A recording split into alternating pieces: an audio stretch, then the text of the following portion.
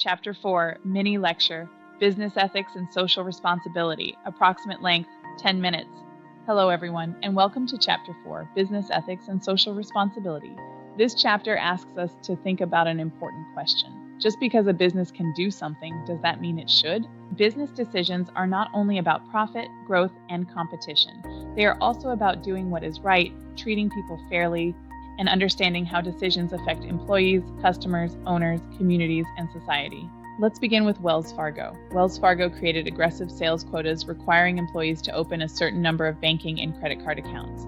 Employees were under intense pressure to meet those goals, and many feared losing their jobs if they failed. Thousands of employees eventually responded by opening unauthorized or fake accounts for customers. The company wanted employees to open more legitimate accounts, but the incentive system encouraged unethical behavior instead. This gives us an important lesson. Businesses often get the behavior they reward. If management focuses only on results without paying attention to how employees achieve those results, unethical behavior can develop. The consequences were serious. Employees lost jobs, customers lost trust, the company's reputation suffered, and Wells Fargo faced billions of dollars in penalties.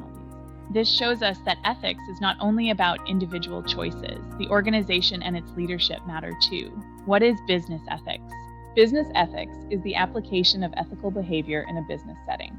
Ethics involves knowing the difference between right and wrong and having the willingness to choose what is right. But ethical behavior involves more than simply following the law. Businesses are also expected to act honestly, avoid harming others, compete fairly, and treat stakeholders appropriately. Ethics also makes good business sense. A company that loses the trust of its customers, employees, or investors can eventually lose business. There are 3 terms you need to understand. The first is an ethical decision. This is generally a right versus wrong situation. For example, you discover that someone is stealing from the company. Reporting the theft and helping hide the theft are not equally ethical choices. An ethical dilemma is different. An ethical dilemma often involves right versus right. You may have 2 reasonable choices, but each choice affects stakeholders differently. The chapter uses Johnson & Johnson's Tylenol crisis as an example. After several people died from poisoned Tylenol capsules, J&J had to decide whether to recall only the known contaminated products or recall the product nationwide. The company chose the nationwide recall, placing customer safety ahead of the financial cost. When you face an ethical dilemma, think through 5 basic steps. First, define the problem. Second, identify your options. Third, consider how each option affects stakeholders.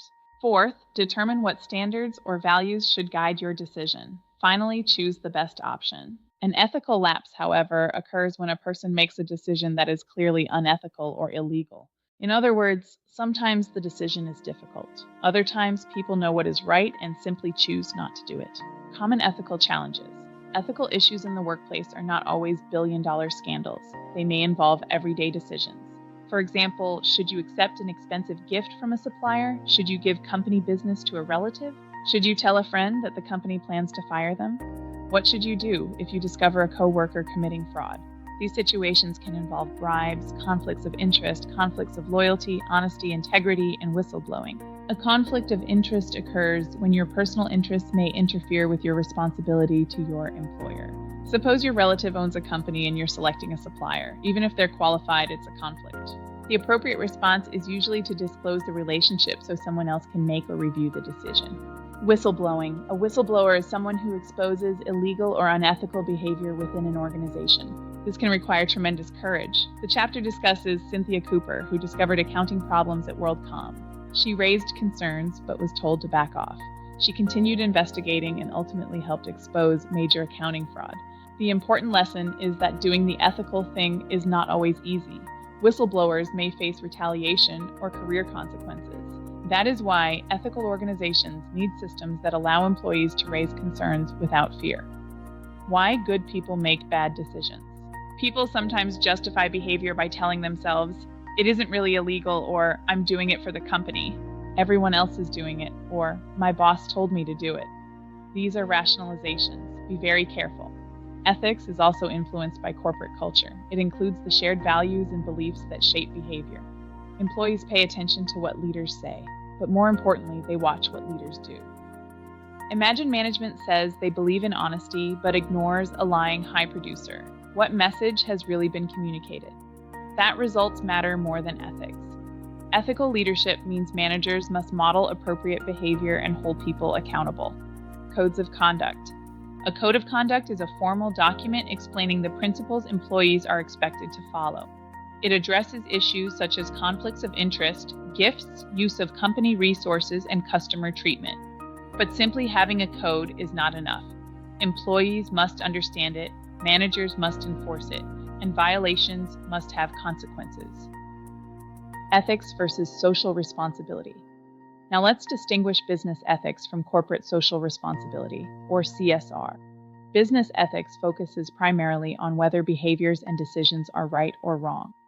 CSR is broader. It focuses on how the organization balances its responsibilities toward its different stakeholders.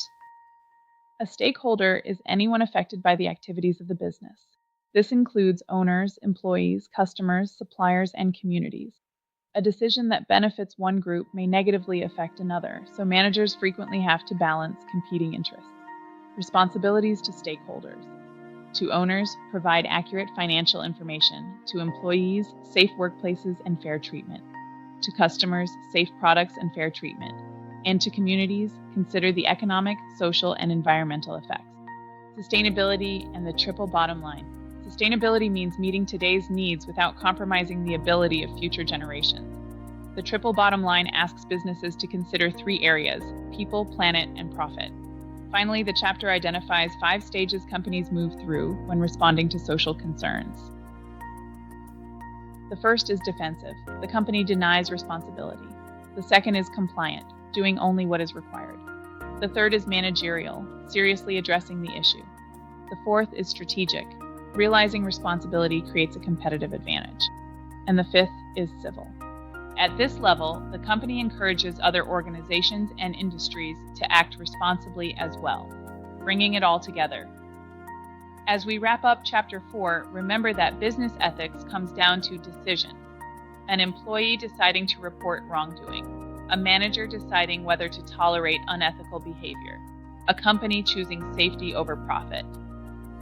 For your assignments, understand these: business ethics, ethical dilemma, conflict of interest, whistleblowing, corporate culture, ethical leadership, code of conduct, CSR, stakeholders, sustainability, triple bottom line, and the 5 stages of responsibility.